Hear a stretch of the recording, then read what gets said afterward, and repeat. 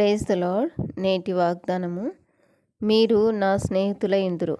యోహాను సువార్త 15వ అధ్యాయము 14వ వచనము. యేసుక్రీస్తు ప్రభువు ఈ విధంగా అంటున్నారు, నేను మీకు ఆజ్ఞాపించు వాటిని చేసినడలా మీరు నా స్నేహితులైందురు అని. నేను మిమ్మల్ని ప్రేమించిన ప్రకారము మీరు ఒకరినొకడు ప్రేమింపవలననుటయే నా ఆజ్ఞ అని ప్రభు సెలవిచ్చున్నాడు.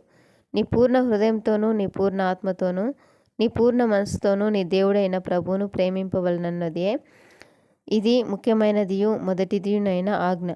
నిన్ను వలె నీ పొరుగువాని ప్రేమింపవలనను రెండవ ఆజ్ఞయు దాని వంటిదే.